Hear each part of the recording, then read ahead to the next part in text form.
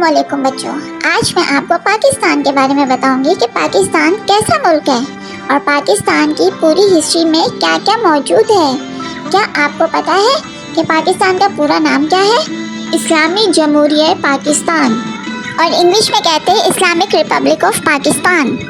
पाकिस्तान 14 अगस्त 1947 को आज़ाद हुआ।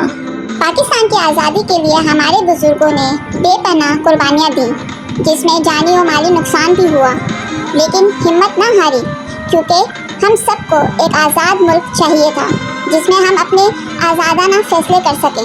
ये पाकिस्तान के बानी कायद-ए-आज़म मोहम्मद अली जिन्ना हैं। कायद-ए-आज़म को फादर ऑफ नेशन यानी कि बाबा कौम भी कहा जाता है।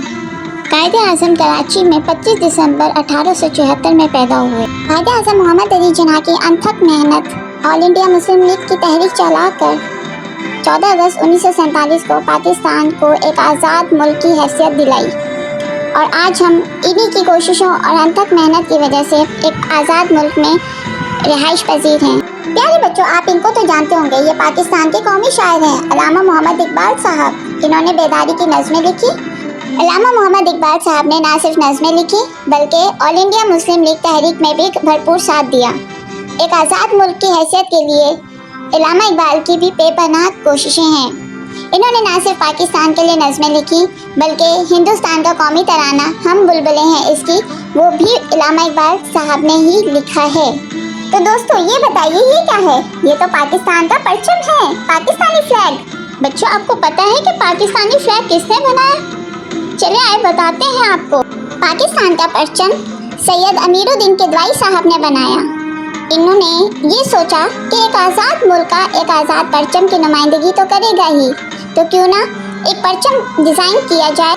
तो दोस्तों, आपको पता है पाकिस्तान में हिलाल का चांद तरक्की की नुमाइंदगी करता है। परचम के बीच में हिलाल और सितारा रिवायती इस्लामी इलामतें हैं जो रोशनी और रोशन ख्याली की भी नुमाइंदगी करती हैं।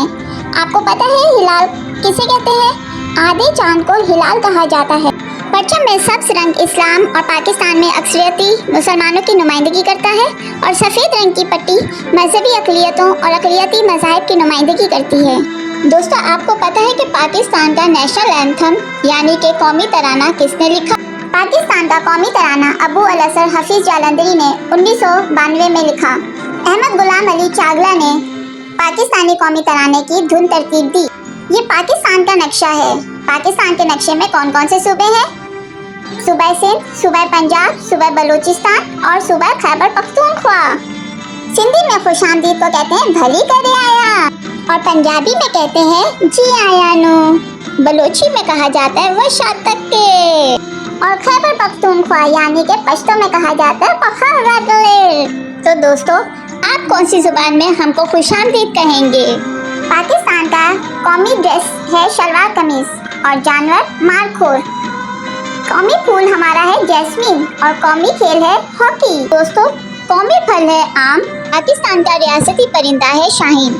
और दोस्तों, आपको पता है कि पाक फ़िज़ाइया भी शाहीन की अलामत ही इस्तेमाल करता है। और दोस्तों, आपने अल्लामा इकबाल साहब की तो नज़म पढ़ी होगी या सुनी तो होगी, तो शाहीन है बसेरा कर पहाड़ों की चट्टानों पर।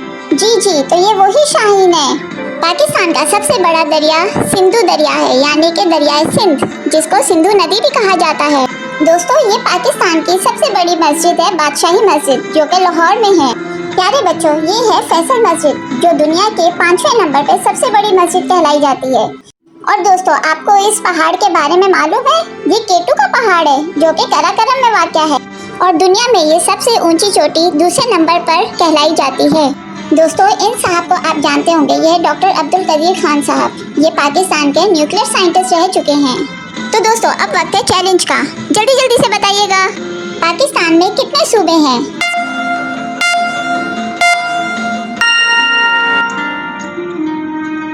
पाकिस्तान के 4 सूबे हैं, सिंध, पंजाब, बलूचिस्तान, खैबर पख्तूनख्वा।